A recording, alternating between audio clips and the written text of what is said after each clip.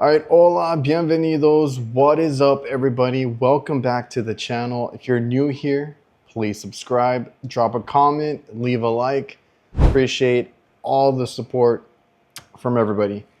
In today's video, you guys already know how much I love thermal imagers, thermal cameras, and there's all different brands, shapes, and sizes, and I'm always looking for a good deal.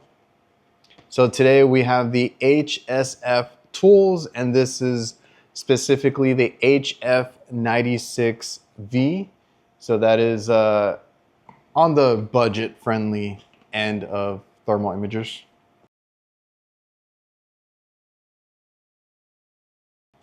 See what's inside the box. Now the accessories are going to be pretty cool, 2-in-1. So you got some indicators there, but this is your charging cable, and then it comes with the adapter in case you have a laptop or whatever that requires USB-A. So you got that option right there.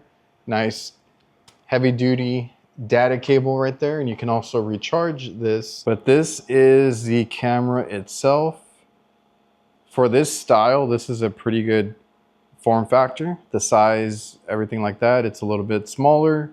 But like I said, it is a budget-friendly thermal imager. Now, if we turn this on, and let's peel this off. All right, by default, we are on a thermal imager, or a thermal image. And you can see those two bars right there are my LEDs in the back. You can also see my hand here.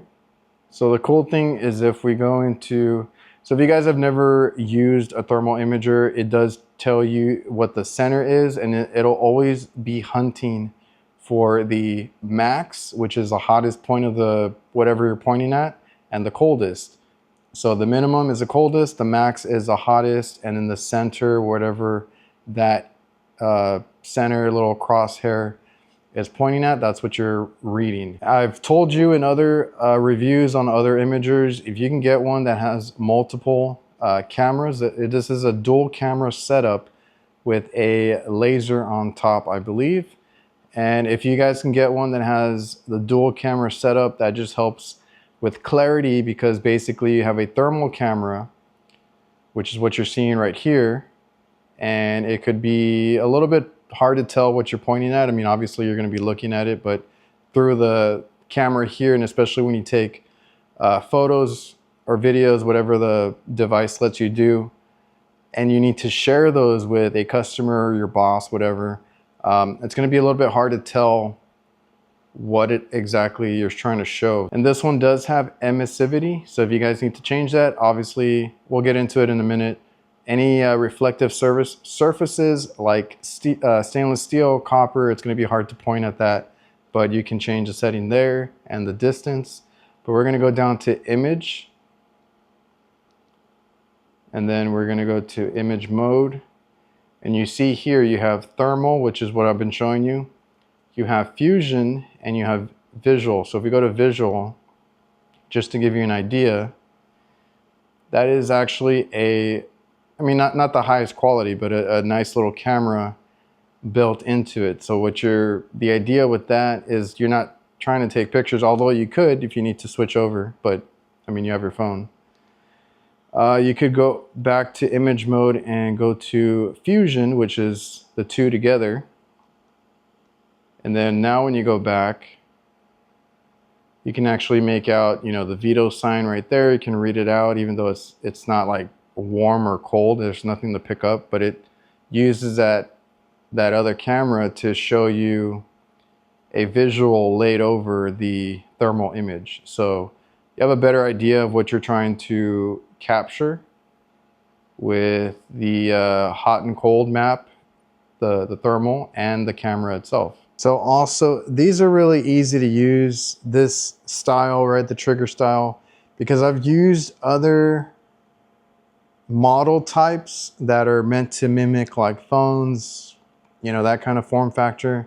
They're little rectangle ones. I always accidentally hit, just by holding it a certain way, I hit the capture button, so I end up with like 100 photos. This one, obviously, you just you know, point it around, whatever it is, and then you just hit it, and it's going to capture that screen, that photo that you took, and it's going to save it automatically into the internal storage, and you can get to it, you know, much later. So you just hit the trigger and it captures the image. All right, so here you have the port on top. We're going to use the cable that came with it. We're going to plug this end to our USB-C, and then this is how you would charge it, but we're going to use it as a data cable right now.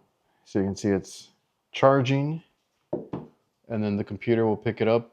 It'll say no name for me. Go here, and it reads it like a regular camera, and all the files are going to be JPEG files, and you can go through and you can see the quality there. Now this is the lower end, a more affordable model. So even though it has that camera overlap on it, that helps it. It's going to have less resolution than some of the higher end ones, but for what it is, I think you get a good picture of what you're looking at. So now with these trigger style thermal imagers, like I said, you have the little wrist strap here. If you guys want to use that, carry it around with you. So like I mentioned earlier, the emissivity, that is, you know, you want to go and change that if you're dealing with reflective surfaces, because it's going to give you a false reading, or it's going to show you in the reflection as heat, even though whatever you're pointing at is not giving off heat. Examples of that, like I said, is stainless steel. You know, you're working on equipment and you want to point the thermal imager at it. What I've been able to do with these is go along and look at the the discharge line, the compressors. I've been able to tell just by pointing this at, you know, equipment, AC units, which one is actually low on charge or struggling or restricted, because you can see the refrigerant in its stage as far as, is it high temperature, low temperature, do we have a restriction where there's a temperature drop, you know, things like that. You're able to pick that up with a thermal imager. You can also check like a bypass valve, if it's working or not. You can see where the refrigerant flow is going. And this is all based on just temperature. Discharge line, drain pan heaters, you know, anything like that, you can see where it's hot and where it's not, or where it's changing state, like if it's getting cold, restriction, you know, stuff like that. So really cool option for that. You can also see compressors if one is overheating, things like that. The most common uses for a thermal imager, which again, a budget-friendly one like this, is half the price of some that you see by these bigger brands, and you really only need it to kind of, it's like your X-ray vision for, you know, the trades.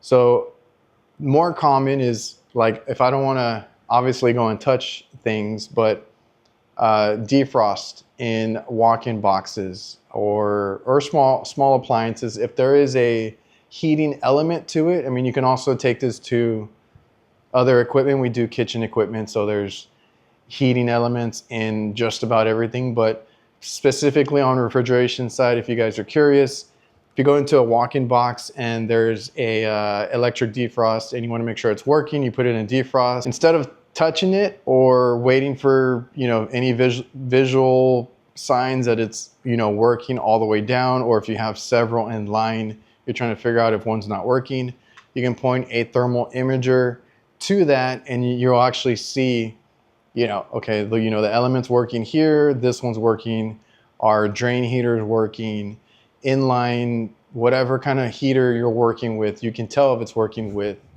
one of these. In electrical, it's very helpful. We've used it to quickly spot something, whether it's a bad breaker. You know, you go to an electrical box and or a breaker box, and you have issues with one. I had one where it kept tripping and nothing was wrong with the unit. I checked it over. I went over and I put the back of my fingers over it, and I felt one extremely hot, and sure enough, it was for that unit. You can go with this and visually see that one breaker is overheating. There is it's going bad basically. And I was able to also use this to show the customer that we need to change out that breaker. And you can also visually see if any other breakers are causing issues, or if it's just, you know, the one that you suspected.